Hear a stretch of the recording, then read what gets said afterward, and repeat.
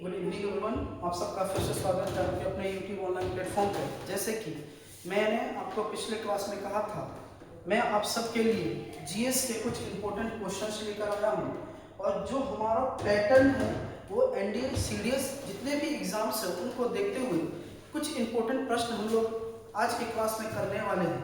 और जो हमारा एमसीक्यूज पैटर्न है जिसका हमारा टाइमिंग या हम जो टाइमिंग हम सबके द्वारा रखा गया है वो कितने बजे से रखी गई है, तो 6 बजे से हम लोग स्टार्ट करने वाले हैं, जहां पर मोस्ट इंपोर्टेंट एमसीक्यूज के बारे में हम लोग बात करेंगे। आप सबका एग्जाम 12 तारीख को एनडीए का पेपर होने जा रहा है। उस एग्जाम को देखते हुए भी ये सारे प्रश्न आप सबके लिए बहुत इंपॉर्टेंट होने जा रही है।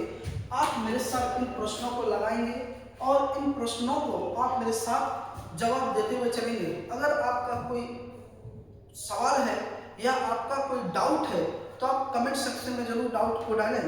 मैं कोशिश करूंगा कि क्लास के दौरान ही आपके सवाल या आपके डाउट को साथ लेता हुआ चले। चलिए देखते हैं सबसे पहला प्रश्न हमारा क्या है। The concept of procedure established by law is borrowed from. देखिए दो प्रोसीजर होता है, एक ड्यू प्रोसेस ऑफ लॉ। अगर मैं प्रोसेस की बात करूं तो दो टाइप के प्रोसेस होते हैं। एक जो प्रोसेस है जिसे हम लोग बोलते हैं ड्यू प्रोसेस ऑफ लॉ, दूसरा जो प्रोसेस होता है उसे हम लोग क्या बोलते हैं, प्रोसीजर एस्टैब्लिश्ड बाय लॉ।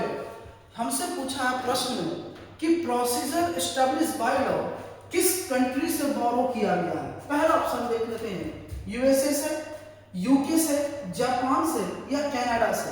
कहां से लिया गया है, तो हम सबको पता है कि प्रोसीजर एस्टैब्लिश्ड बाय लॉ ये हम लोगों ने कहां से लिया है, यूनाइटेड किंगडम यानी कि यूके से लिया है। अगले प्रश्न की तरफ हम लोग बढ़ेंगे। अगला प्रश्न हमारा क्या है, अगला प्रश्न है कि which article gives parliament to power amendment the constitution. यानी कि किस आर्टिकल के थ्रू पार्लियामेंट के पास शक्ति है संविधान में संशोधन करने की। आप सबको पता है कि अमेंडमेंट की शक्ति, भारत का जो कॉन्स्टिट्यूशन है, जो भारत का संविधान है वो कैसा है, याद रखेंगे, लिविंग डॉक्यूमेंट है, यानी कि जीवित संविधान है। क्यों जीवित संविधान है, क्योंकि भारतीय संविधान के अंदर संशोधन करने की शक्ति है। और यह संशोधन करने की जो प्रक्रिया है ये हम लोगों ने कहां से बोरो की है, तो ये हम लोगों ने साउथ अफ्रीका से लिया। कहां से लिया बच्चे, साउथ अफ्रीका से लिया है। और किस आर्टिकल के थ्रू संविधान में संशोधन करने की शक्ति दी गई है, तो आर्टिकल 368 के थ्रू। किस आर्टिकल के थ्रू, तो आर्टिकल 368 के थ्रू संविधान में संशोधन करने की शक्ति हमारे संविधान के अंदर रखी हुई है। और संविधान में संशोधन करने की शक्ति किसके पास है, से केवल पार्लियामेंट यानी कि संसद के द्वारा ही संविधान में संशोधन किया जा सकता है। और किस आर्टिकल से किया जा सकता है, तो आर्टिकल 368 के थ्रू ही किया जा सकता है। कई बार एग्जाम में यह भी सवाल बन जाता है कि संविधान में संशोधन करने की शक्ति किस, यानी कि संविधान में संशोधन करने का पावर किस कंट्री से ये प्रोविजन बोरो किया है, तो याद रखेंगे साउथ अफ्रीका से। कहां से किया बच्चे, साउथ अफ्रीका से किया है। तो इसका सही उत्तर क्या हो जाएगा, इसका सही उत्तर हो जाएगा आर्टिकल 368 हो जाएगा। अगले प्रश्न की तरफ बढ़ेंगे। अगला प्रश्न हमारा क्या कहता है, अगला प्रश्न कह रहा है कि the basic structure doctrine, the basic structure doctrine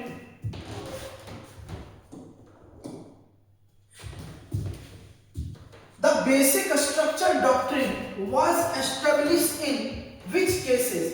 यानी कि संविधान का मूल ढांचा किस केस के बाद अडॉप्ट किया गया था, गोलकनाथ केस के बाद, केशवनंदा भारती केस के बाद, मिनर्वा मिल केस के बाद, या शंकरी प्रसाद केस के बाद। जैसे कि हम सबको पता है कि जो बेसिक स्ट्रक्चर, जो डॉक्ट्रिन ऑफ बेसिक स्ट्रक्चर है, ये कहां, जब हम लोग केशवनंदा भारती केस की बात करते हैं, केशवनंदा भारती केस कब हुआ था, तो हम सबको पता है केशवनंदा भारती केस 1973 में हुआ था। कब हुआ था, 1973 में हुआ था, जहां पर सुप्रीम कोर्ट के द्वारा यह कहा गया था कि पार्लियामेंट संविधान में संशोधन तो कर सकती है लेकिन बेसिक स्ट्रक्चर का वायलेशन नहीं कर सकती है।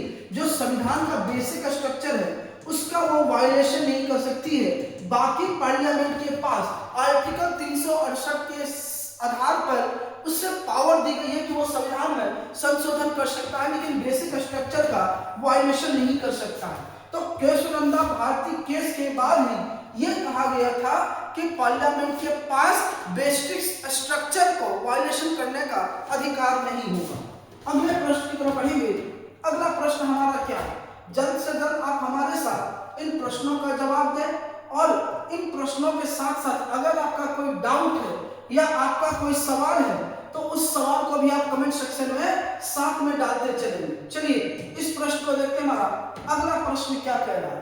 Concurrent list is given in which schedule? 6th schedule, 7th schedule, 8th schedule या 9th शेड्यूल? जल्दी बताइए। वीडियो को पॉज करेंगे और इस सवाल का जवाब देते हुए चलेंगे। अगर कोई डाउट है तो कमेंट सेक्शन में भी पूछते चलेंगे, सेशन को लाइक और शेयर भी करते चलेंगे। चलिए इस सवाल का जवाब दें। कंकरेंट लिस्ट कहां से बोरो, किस शेड्यूल में रखा गया? देखिए सबसे पहली बात तो मैं कहूं कि हमारे यहाँ पर कितने शेड्यूल्स हैं। अगर आर्टिकल्स की बात करें तो 395 क्या हमारे संविधान के अंदर अनुच्छेद है। अगर मैं भाग की बात करूं, अगर पार्ट्स की बात करूं तो टोटल अभी प्रेजेंट में कितने पार्ट्स हैं? तो 25 पार्ट्स है प्रेजेंट में। शुरुआती में कितने थे? ये 22 पार्ट्स हुआ करते थे। अगर प्रेजेंट में शेड्यूल की बात करूं तो 12 यहाँ पर क्या है बच्चे? शेड्यूल्स हैं, जैसे अनुसूची जिसको कहते हैं। अगर पहले शेड्यूल की बात करेंगे तो पहला शेड्यूल किसके बारे में बात करता है? तो पहला शेड्यूल यूनियन एंड टेरिटरी यानी कि भारत संघ और उसके क्षेत्र के बारे में बात करता है। किसके बारे में? यूनियन यानी कि भारत संघ और क्षेत्र के बारे में बात करता है पहले शेड्यूल में। अगर दूसरे शेड्यूल की बात करूंगा तो दूसरे शेड्यूल में किसके बारे में बात कही गई है? सैलरीज के बारे में, वेतन और भत्ते के बारे में बात कही गई है। वेतन और भत्ते के बारे में बात कही गई है। तीसरा सैलरी या अलाउंसेस जिसको कहते हैं, अलाउंसेस, सैलरी और अलाउंसेस की बात कही गई है। तीसरा शेड्यूल किसके बारे में बात करता है? तो तीसरा शेड्यूल बच्चे किसके बारे में बात करता है? शपथ के बारे में, यानी कि ओथ के बारे में बात कही गई है। उसी तरह अगर चौथा शेड्यूल देखेंगे, चौथा शेड्यूल किसके बारे में बात करता है? तो जो राज्यसभा की सीटें हैं, यानी कि किस राज्यों को कितनी सीटें देंगे मिलेगी, ये राज्यसभा की सीटों के डिस्ट्रीब्यूशन की बात करता है। कौन सा? तो ये चौथा अनुसूची। तो याद रखिएगा चौथा अनुसूची क्या कहता है। अगर पांचवें शेड्यूल की बात करेंगे तो पांचवा शेड्यूल क्या करता है? ये कहता है असम, मेघालय, मिजोरम और त्रिपुरा। असम, मेघालय, मिजोरम और त्रिपुरा के जो शेड्यूल कास्ट और शेड्यूल ट्राइब्स है उनके प्रशासनिक मामले की बात करता है। कौन? एडमिनिस्ट्रेशन के बारे में कौन बात करता है? तो शेड्यूल 5 करता है।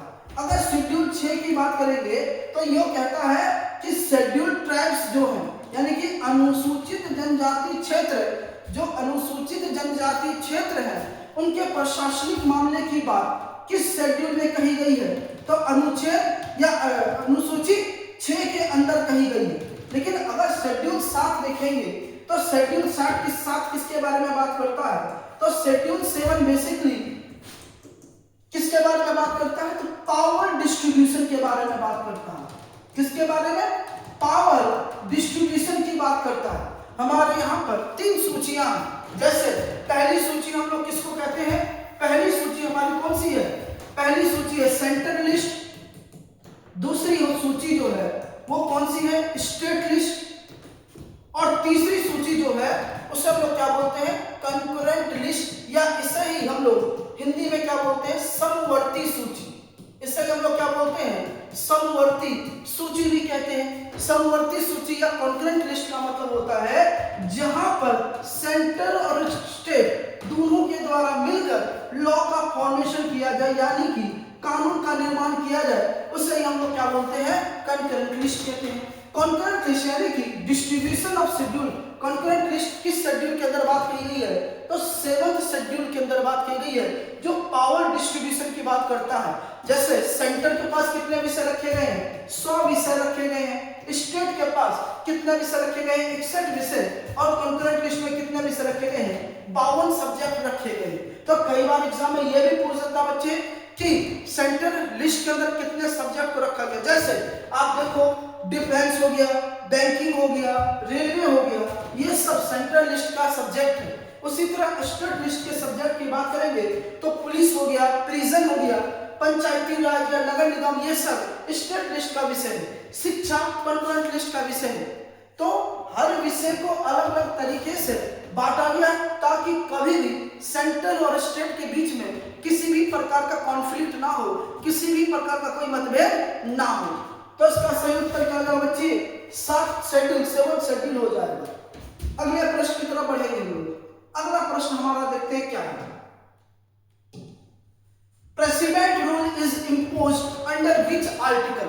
आर्टिकल 352, आर्टिकल 356, आर्टिकल 360 या आर्टिकल 365?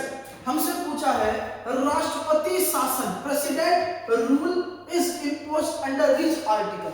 देखो सबसे पहले हम लोग ये समझेंगे, आप वीडियो को पॉज करो, आप 10 सेकंड के अंदर इस प्रश्न का जवाब लगाओ।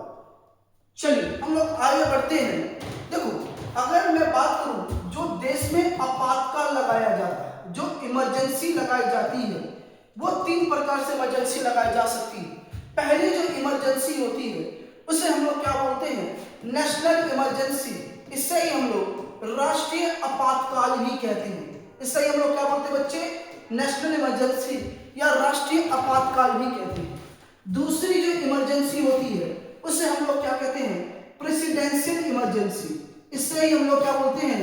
राष्ट्रपति शासन भी कहते हैं। और तीसरी जो इमरजेंसी होती है उसे हम लोग क्या बोलते हैं? Financial emergency. उसे हम लोग क्या बोलते हैं? वित्तीय आपातकाल भी कहते हैं, फाइनेंशियल इमरजेंसी भी कहते हैं।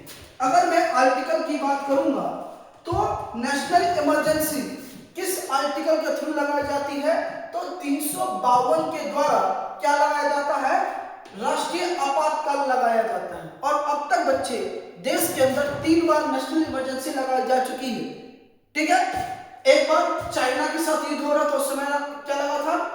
नेशनल इमरजेंसी लगी। एक बार पाकिस्तान के साथ युद्ध हो रहा था, उस समय नेशनल इमरजेंसी लगी। और तीसरी बार इंटरनल डिस्टर्बेंस की वजह से इंदिरा गांधी के द्वारा राष्ट्रीय आपातकाल लगाया गया था।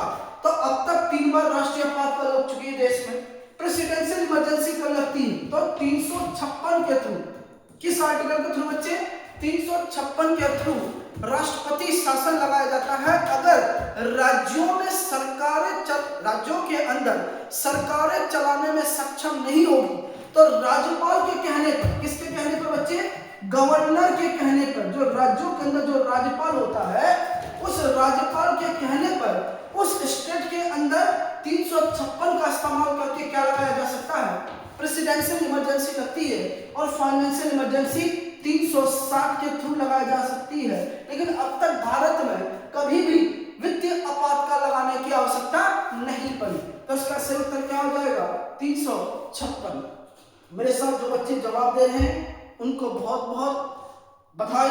और जो बच्चे को डाउट या कोई प्रश्न है उस बच्चों को मैं बार बार कह रहा हूं कि अपने डाउट या प्रश्न को कमेंट सेक्शन में जरूर डालें। मैं कोशिश करूंगा कि आपके डाउट या कमेंट सेक्शन को साथ में लेते हुए आगे बढ़ूंगा। चलिए अगले क्वेश्चन की तरफ बढ़ते हैं। फॉर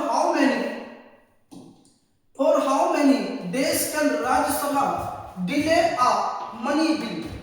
राज्यसभा कितने समय के लिए, हमसे क्वेश्चन पूछा है कि राज्यसभा कितने समय के लिए मनी बिल को डिले कर सकता है, जिसे हम लोग क्या बोलते हैं? धन विधेयक भी कहते हैं। क्या बोलते हैं बच्चे? इसे हम लोग धन विधेयक भी कहते हैं। और धन विधेयक किस आर्टिकल में इसका उल्लेख किया गया है? तो बेसिकली मनी बिल का जो उल्लेख किया गया है वो आर्टिकल 110 के अंदर किया गया है। किस आर्टिकल में मनी बिल के बारे में बात करता है? तो मनी बिल बेसिकली आर्टिकल 110 के बारे में बात करता है। तो हम जब बात करते हैं हमेशा मनी बिल जो पेश किया जाएगा, कई बार एग्जाम में पूछा गया है कि मनी बिल जो हमेशा पेश किया जाता है वो किस सदन के द्वारा पेश किया जाता है? तो मनी बिल पेश करने का हमेशा अधिकार लोकसभा के पास होता है। राज्यसभा कभी भी मनी बिल पेश नहीं कर सकती है। राज्यसभा के पास क्या अधिकार है मनी बिल से रिलेटेड? राज्यसभा मनी बिल को मैक्सिमम कितने समय तक रोक के होल्ड कर सकता है? 14 समय के लिए होल्ड कर सकता है, यानी 14 दिन तक धन विधेयक को वो अपने पास रोक सकता है। अगर 14 दिन के अंदर राष्ट्रपति तक उस धन विधेयक को वो नहीं भेजता है तो ऐसे परिस्थिति में ये माना जाएगा कि 15वें दिन राष्ट्रपति के पास ऑलरेडी मनी बिल जा चुका है। लेकिन एक यहाँ पर कॉन्सेप्ट और भी है कि हमेशा मनी बिल को डिसाइड किसके द्वारा किया जाता है लोकसभा में, तो हमेशा लोकसभा में जो मनी बिल डिसाइड करते हैं वो कौन डिसाइड करते हैं, तो हमेशा याद रखिएगा स्पीकर जो अध्यक्ष होते हैं उनका आखिरी निर्णय होता है कि ये मनी बिल है या नहीं। तो हमेशा कई बार एग्जाम में पूछा जाएगा कि मनी बिल कौन डिसाइड करता है कि वो है या नहीं, तो लोकसभा का अध्यक्ष डिसाइड करता है। राज्यसभा मनी बिल को कितने समय के लिए रोक सकता है, 14 दिन तक ही बच्चे रोक सकता है। तो इसका सही उत्तर क्या हो जाएगा, दूसरा हो जाएगा 14 डेज। अगले प्रश्न की तरफ बढ़ेंगे। चलिए अगला प्रश्न देखिए बच्चे क्या कह रहा है, Which of the following is not a fundamental right? Right to equality, right to freedom, right to property या right to religion? हमसे पूछा है कि कौन सा प्रावधान मौलिक अधिकार नहीं है। देखो अगर मैं फंडामेंटल राइट्स की बात करूंगा तो फंडामेंटल राइट्स टोटल कितने फंडामेंटल राइट्स हैं, 6 फंडामेंटल राइट्स हैं। जैसे पहला फंडामेंटल राइट्स क्या हमारा बच्चे, right to equality, right to equality. दूसरा फंडामेंटल राइट्स हमारा क्या है, राइट टू फ्रीडम। दूसरा फंडामेंटल राइट्स क्या है, राइट टू फ्रीडम, ये भी हमारा क्या है, मौलिक अधिकार है। अगर तीसरे फंडामेंटल राइट्स की बात करूंगा तो वो कौन है बच्चे, हम सबको पता है तीसरा फंडामेंटल राइट्स किसके बारे में बात करता है, राइट टू अगेंस्ट एक्सप्लॉयटेशन, यानी कि शोषण के विरुद्ध, शोषण के विरुद्ध भी हमारा क्या है, राइट टू अगेंस्ट एक्सप्लॉयटेशन, ये भी हमारा क्या है, फंडामेंटल राइट्स है। इसका मतलब ये है कि किसी भी व्यक्ति के द्वारा किसी भी पर्सन के साथ किसी भी प्रकार का शोषण नहीं किया जाएगा। ठीक है, आर्टिकल 23 से 24 क्या बात करता है, किसी भी व्यक्ति के साथ अगर शोषण कोई करता है तो उसके ऊपर क्रिमिनल या कानूनी कार्रवाई की जाएगी। अगर चौथे फंडामेंटल राइट्स की बात करें तो वो क्या है बच्चे, चौथा फंडामेंटल राइट्स हमारा है right to freedom of religion, freedom of religion, ये भी हमारा क्या है, फंडामेंटल राइट्स है। और पांचवा जो फंडामेंटल राइट्स है वो क्या है बच्चे, पांचवा फंडामेंटल राइट्स हमारा right to protect minorities, protect minorities, यानी कि जो अल्पसंख्यक है उनके अधिकारों की भी बात कहां पर की गई है, इस फंडामेंटल राइट्स के अंदर बात कही गई है। फंडामेंटल राइट्स पार्ट 30 के अंदर है। और अगर आर्टिकल की बात करें तो 12 से 35 किसके बारे में बात करता है, मौलिक अधिकार के बारे में बात करता है। अगर छठे फंडामेंटल राइट्स की बात करें वो क्या है बच्चे, तो ये हमारा right to constitutional remedies, right to constitutional remedies. इसे ही बी.आर. अंबेडकर के द्वारा क्या कहा गया था, सोल ऑफ कॉन्स्टिट्यूशन कहा गया था, सोल ऑफ कॉन्स्टिट्यूशन। तो कई बार एग्जाम में पूछ लिया जाता है कि सोल ऑफ कॉन्स्टिट्यूशन किसे कहा गया है, तो हमेशा याद रखिएगा फंडामेंटल राइट का जो छठा फंडामेंटल राइट है, राइट टू कॉन्स्टिट्यूशनल रेमेडीज, इससे हम लोग क्या कहते हैं, सोल ऑफ कॉन्स्टिट्यूशन कहते हैं। अपने प्रश्न पे आते हैं हम लोग, कौन सा फंडामेंटल राइट है, राइट टू इक्वालिटी या फंडामेंटल राइट्स है, किसमें है, तो 14 से लेकर आर्टिकल 18 तक। दूसरा राइट टू फ्रीडम, ये भी हमारा फंडामेंटल राइट्स है, आर्टिकल 19 से लेकर आर्टिकल 22 तक। ये क्या बात करता है, राइट टू फ्रीडम की बात करता है। राइट टू प्रॉपर्टी, बेसिकली अगर राइट टू रिलीजन की बात करें ये भी फंडामेंटल राइट्स है, आर्टिकल 25 से लेकर आर्टिकल 28 तक। लेकिन जब राइट टू प्रॉपर्टी की बात करेंगे तो राइट टू प्रॉपर्टी हमारा फंडामेंटल राइट नहीं है, ये कैसा राइट्स है, ये कानूनी अधिकार है, ये लीगल राइट है बच्चे। ये कैसा राइट है, लीगल राइट है। और इसे जो लीगल राइट बनाया गया था वो कब बनाया गया है, तो याद रखिएगा 44th अमेंडमेंट एक्ट 1978 को इसे कानूनी अधिकार बनाया गया है और इसको आर्टिकल 300A में रख दिया गया है। तो इसका सही उत्तर क्या हो जाएगा बच्चे, तीसरा हो जाएगा राइट टू प्रॉपर्टी। अगले प्रश्न की तरफ बढ़ेंगे। अगला प्रश्न हमारा क्या कह रहा है, who appointed the CAG, CAG को किसके द्वारा नियुक्त किया जाता है। दूसरा प्राइम मिनिस्टर, पार्लियामेंट, प्रेसिडेंट या सुप्रीम कोर्ट? कैग को कौन अपॉइंट करता बच्चे? देखो कैग क्या होता? कंट्रोलर एंड ऑडिटर जनरल, ठीक है। तो कैग को कौन अपॉइंट करता है? ना तो प्राइम मिनिस्टर अपॉइंट करेगा, ना पार्लियामेंट अपॉइंट करेगी, ना सुप्रीम कोर्ट अपॉइंट करेगा। इसको कौन अपॉइंट करता है? देश का राष्ट्रपति कैग को अपॉइंट करता है। कैग का काम क्या होता है? कैग का काम ये होता है कि जो सरकारों को जो फंड दिया गया है, उस फंड को उन्होंने कहां कहां खर्च किया है, इस बात की जांच किसके द्वारा की जाती है? कैग के द्वारा की जाती है। बेसिकली कैग क्या होता है? पब्लिक अकाउंट कमेटी, ठीक है। जो पब्लिक लोक लेखा समिति है या पब्लिक अकाउंट कमेटी है, इसके रिपोर्ट को जांच कौन करता है? कैग ही करती है। खैर आगे हम लोग बढ़ते हैं। Question number 9, is 0 our mention in constitution? देखो अगर आप पार्लियामेंट के सेशन की बात करोगे बच्चे, पार्लियामेंट के सत्र की बात करोगे, तो पार्लियामेंट का जो दिनचर्या होता है वो कैसे होगा? पहला जो दिनचर्या यानी कि जो पहला घंटा होता है उसे हम लोग क्या बोलते हैं? क्वेश्चन आवर कहते हैं। यानी कि शुरुआती जो आवर होता है उसे हम लोग क्या बोलते हैं? क्वेश्चन आवर कहते हैं। क्या बोलते हैं बच्चे? क्वेश्चन आवर कहते हैं, ठीक है। जो 11 बजे से लेकर 12 बजे तक चलता है, और इसके 1 घंटे बाद यानी कि इसके तुरंत 1 घंटे बाद क्या शुरू होता है? 0 आवर होता है। क्योंकि हमारे कॉन्स्टिट्यूशन में क्वेश्चन आवर का जिक्र तो है, लेकिन 0 आवर का जिक्र नहीं है। यह प्रथा चली आ रही शुरू से, ठीक है। और उस प्रथा के आधार पर हम लोग क्या करते हैं? क्वेश्चन आवर करते हैं। और इस क्वेश्चन आवर में आप किसी भी मिनिस्टर से बिना सूचना दिए हुए कोई भी क्वेश्चन पूछ ले सकते हैं। यहाँ पर कोई भी प्रश्न पूछ सकते हैं। जैसे हम लोग आगे पढ़ेंगे तो हम लोग बात करेंगे कि क्वेश्चंस के 3 टाइप होते हैं, जैसे starred question, unstarred question, short notice questions. उन सब के बारे में हम लोग धीरे धीरे आगे बात करेंगे। तो बेसिकली क्या मेंशन कॉन्स्टिट्यूशन में है? तो नहीं है। इसका उत्तर क्या हो जाएगा? नो। अगले क्वेश्चन में हम लोग देखेंगे क्या क्वेश्चन कह रहा है। The word secular was added to the preamble in 1950, 1976 42वां amendment act, या 1971 या 1985। देखिए सेकुलर शब्द की बात करता है। आपको मैं बता दूं, प्रियम्बल जो 22 जनवरी 1947 को अडॉप्ट किया गया है, क्योंकि 13 दिसंबर 1946 को तीसरी बैठक में पंडित जवाहरलाल नेहरू ने ऑब्जेक्टिव रिजोल्यूशन पास किया था, और वही ऑब्जेक्टिव रिजोल्यूशन आगे चलकर क्या बनेगा? प्रियम्बल बनेगा। क्योंकि प्रियम्बल में 3 शब्द को बाद में जोड़ा गया। कौन से 3 शब्द? सोशलिस्ट, सेक्युलर और इंटीग्रिटी। जो ये 3 शब्द हैं, इन 3 शब्द को बाद में जोड़ा गया है। कब जोड़ा गया था बच्चे? तो 42वें अमेंडमेंट एक्ट 1976 में जोड़ा गया था, और इसी अमेंडमेंट को मिनी कॉन्स्टिट्यूशन भी कहा गया। क्या कहा गया बच्चे?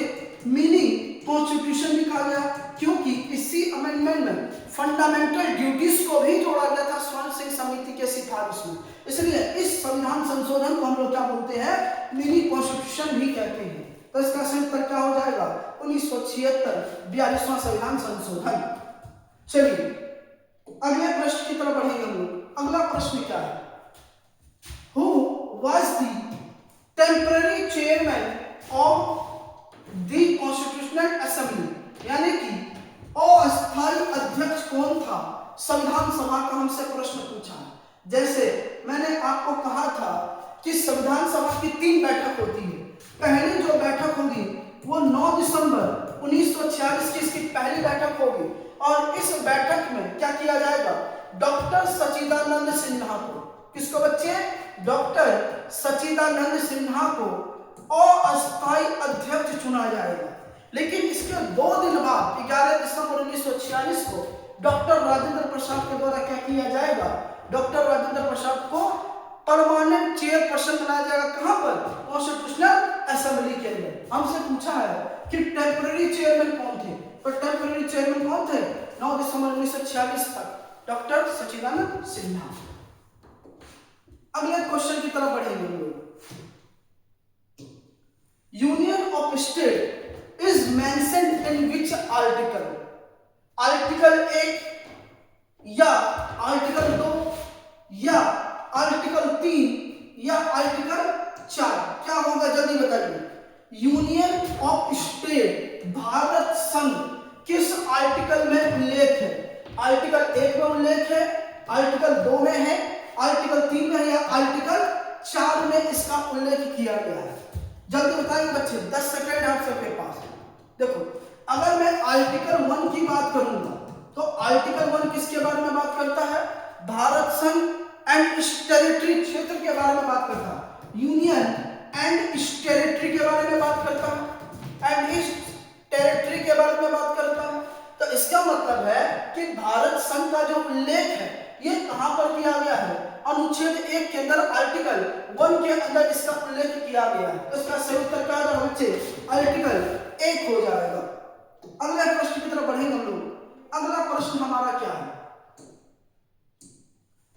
Finance commission is constituted after how many year? With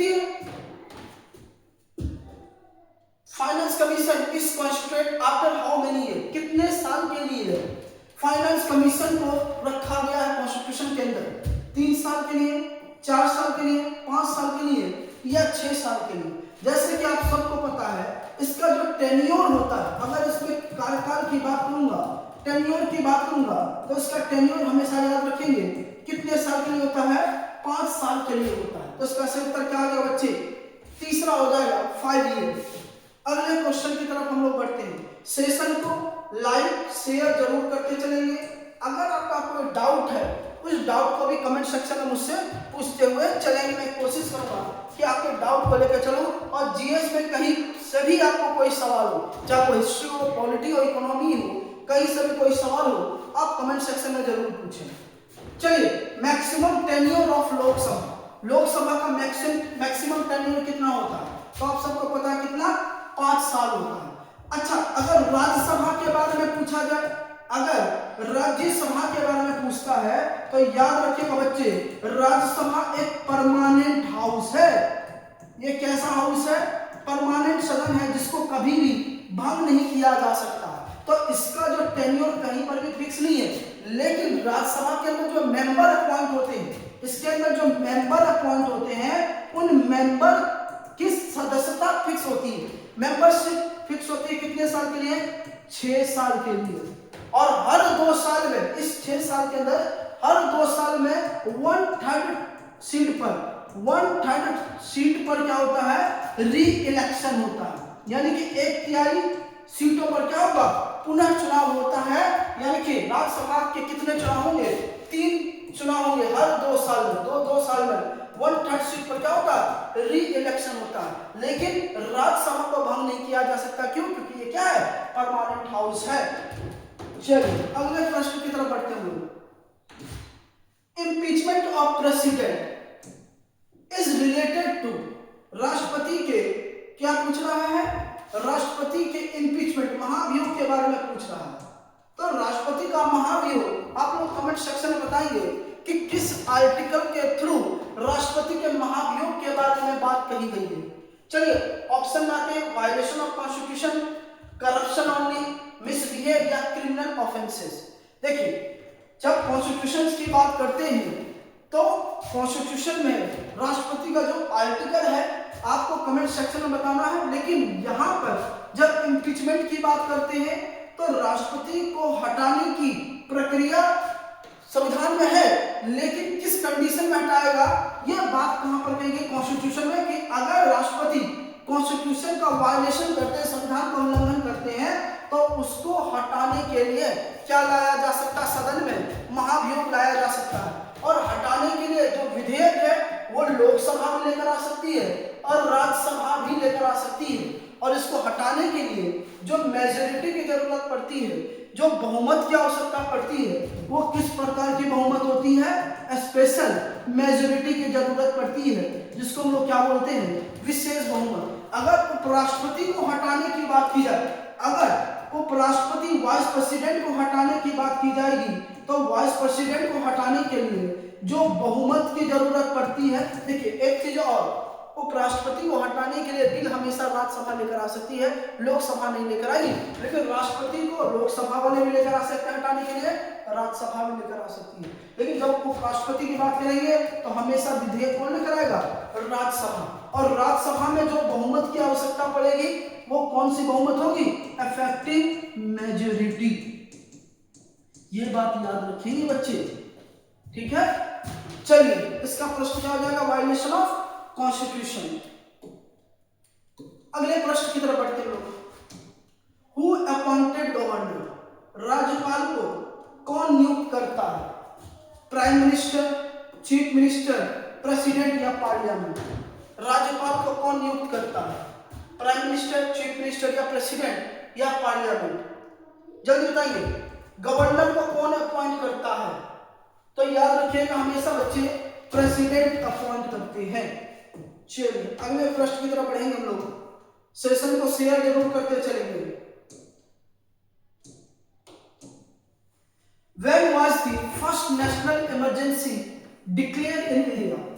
चलिए मैंने अभी आपको बताया था इमरजेंसी 3 टाइप की होती है, आर्टिकल 352 के अंदर, दूसरा आर्टिकल 356 के अंदर, तीसरा आर्टिकल 360 के अंदर। ये 3 टाइप की इमरजेंसी की बात कही गई है, 3 तरह की आपातकाल लगाने की बात कही गई है। तो नेशनल इमरजेंसी डिक्लेयर कब हुआ था, तो आपको बता देता हूं कब हुआ था बच्चे, 1962 में, 1971 में या 75 में या 29 में। तो पहला जो इमरजेंसी डिक्लेयर हुआ था वो 1962 में हुआ था, ठीक है। चलिए अगला प्रश्न देखेंगे हम लोग। अगला प्रश्न क्या है, financial emergency can be declare under which article. वित्तीय आपातकाल किस आर्टिकल के अंदर डिक्लेयर किया जा सकता है, आर्टिकल 352 के अंदर, आर्टिकल 356 के अंदर, आर्टिकल 360 के अंदर या आर्टिकल 365 के अंदर। जल्दी बताएंगे बच्चे, आप सबके पास 10 सेकंड है, वीडियो को पॉज करें और इस प्रश्न का जवाब लगाएं। अगर आपका कोई डाउट है जीएस से रिलेटेड, आप उस डाउट को भी मुझसे पूछते हुए चलेंगे। चलिए फाइनेंशियल इमरजेंसी किस आर्टिकल के थ्रू डिक्लेयर किया जा सकता है, तो याद रखिएगा आर्टिकल 360 के अंदर। अगले प्रश्न की तरफ बढ़ेंगे हम लोग। कैन दी प्रीएम्बल अमेंड, क्या प्रस्तावना को संशोधन किया जा सकता है, नो, यस, ओनली वंस या ओनली बाय सुप्रीम कोर्ट। देखो मैं आपको बता देता हूं कि केशवनंदा भारती केस के बाद, किस केस के बाद, केशवनंदा भारती केस के बाद सुप्रीम कोर्ट के द्वारा यह माना गया कि preamble is a part of constitution. Preamble क्या है, कॉन्स्टिट्यूशन का पार्ट है, जिसके बेसिस पर अगर ये कॉन्स्टिट्यूशन का पार्ट है तो इसे अमेंडमेंट करने की शक्ति पार्लियामेंट के पास आ जाती है। और इसको पहली बार जो अमेंड किया गया था वो 42वें संविधान संशोधन 1976 में किया गया था, जहां पर 3 शब्दों को जोड़ा गया था, सोशलिस्ट, सेक्युलर और इंटीग्रिटी। 3 शब्द को जोड़ा गया, तो इसका मतलब क्या किया जा सकता है, अमेंड किया जा सकता है। अगले प्रश्न की तरफ बढ़ेंगे। अगला प्रश्न हमारा क्या कहता है, टेन्योर ऑफ राज्यसभा मेंबर। जैसे मैंने भी आपको कहा था कि जो राज्यसभा का टेन्योर होता है, हम सबको पता है कि अगर मैं राज्यसभा की बात करूं तो राज्यसभा कैसा सदन है, एक परमानेंट हाउस है। कैसा हाउस है, एक परमानेंट हाउस है। इसका मतलब ये हुआ कि राज्यसभा को किसी भी परिस्थितियों में भंग नहीं किया जा सकता है। लेकिन इसके अंदर जो मेंबर है, राज्यसभा के अंदर जो सदस्य होते हैं, इन सदस्यों का जो टेन्योर होता है वो 6 साल का होता है। कितने साल का था बच्चे, 6 साल का होता है। और हर 2 साल में, याद रखिएगा बच्चे, हर प्रत्येक 2 वर्ष के अंदर, यानी कि हर 2 साल के अंदर राज्यसभा का चुनाव होगा। कितने सीटों पर, 1/3 सीटों पर चुनाव होता है। तो याद रखिए, कई बार एग्जाम में पूछा जाता है कि राज्यसभा का चुनाव कब होता है, तो प्रत्येक 2 वर्ष के बाद 1/3 सीटों पर चुनाव होता है। तो हमसे क्वेश्चन पूछा टेन्योर ऑफ राज्यसभा मेंबर, ये कितना होता है, 6 ईयर होता है। अगले क्वेश्चन की तरफ बढ़ेंगे हम लोग। अगला क्वेश्चन क्या कह रहा है, टू हुम डज द लोक स्पीकर रिजाइन, यानी कि जो लोकसभा का अध्यक्ष होता है वो किसको अपना इस्तीफा दे प्राइम मिनिस्टर को, डेप्यूटी स्पीकर को या चीफ जस्टिस को। देखिए, जब भी स्पीकर अपना इस्तीफा देगा वो हमेशा किसको देगा? जो डिप्टी स्पीकर होता है, जो डिप्टी स्पीकर होता है इसे अपना ये क्या दे सकता है? इस्तीफा दे सकता है। अगर डिप्टी स्पीकर को अपना इस्तीफा देना, रिजाइनेशन करना है तो वो अपना इस्तीफा किसको देगा?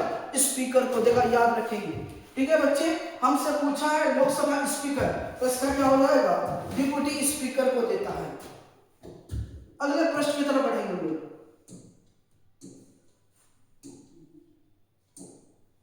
How many schedules are there in constitution? कितनी अनुसूचियां? जैसे मैंने अभी आपको थोड़ी देर पहले बताया था, 395 आर्टिकल्स हैं, उसके बाद 25 पार्ट्स हैं, और कितनी अनुसूचियां हैं? तो 12 शेड्यूल हैं।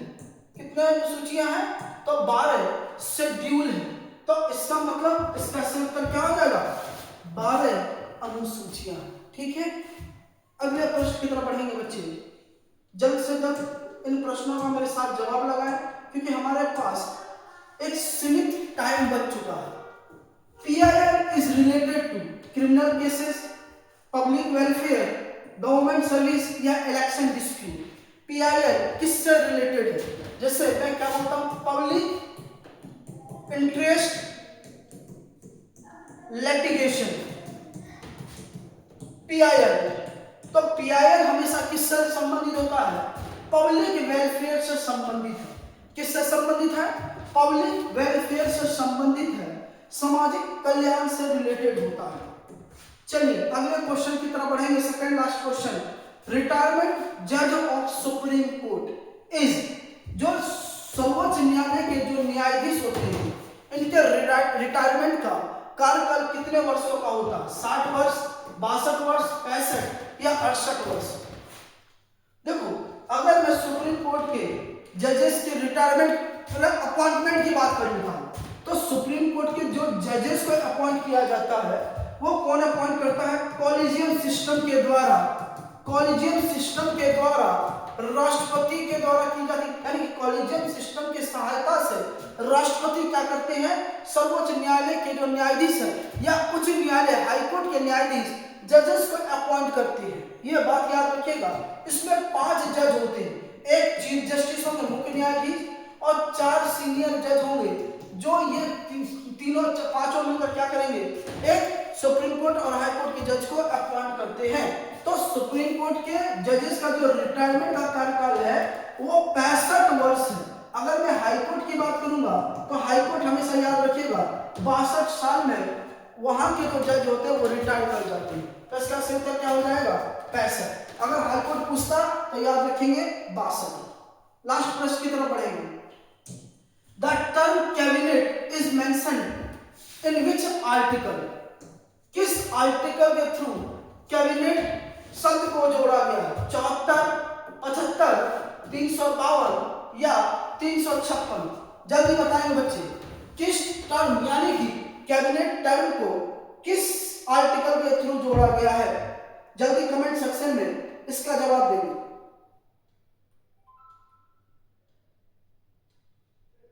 जल्दी जवाब देंगे।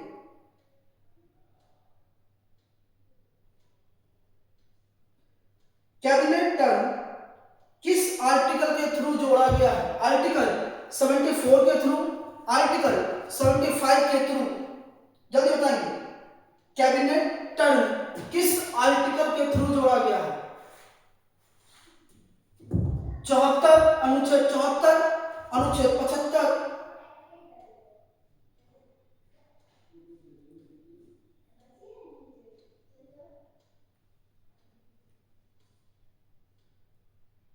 जल्दी बताएंगे इसका क्या होगा बच्चे? कैबिनेट टर्म किस आर्टिकल के थ्रू जोड़ा गया है? तो हम सबको पता है कि आर्टिकल 74 किसके बारे में बात करता है? तो कैबिनेट टर्म के बारे में बात करता है। ठीक है, आप लोग कमेंट सेक्शन में बताएंगे इसका सही उत्तर क्या होगा। आप सब कमेंट सेक्शन में इसका जवाब देंगे। कैबिनेट टर्म किस आर्टिकल के थ्रू जोड़ा गया? चलिए, यहां तक हमारे आज के कुछ टॉप 25 क्वेश्चंस थे। मुझे उम्मीद है कि आप सबको इस क्वेश्चन को लगाते हुए मेरे साथ अच्छा लगा होगा। अगर कोई डाउट या कोई प्रश्न है तो आप लोग जरूर अपने डाउट या प्रश्न को कमेंट सेक्शन में शेयर करेंगे। मैं नेक्स्ट क्लास में आप सबके डाउट या आपके प्रश्न को साथ में लेता हुआ चलूंगा। अगर आपको सेशन पसंद आया होगा तो लाइक शेयर कमेंट जरूर करेंगे। मिलते हैं फिर कल इसी टाइम पर आप सबके साथ मोस्ट इम्पोर्टेंट MCQs के साथ। तो आज के लिए इतना ही। Thank you, best of luck for your exam.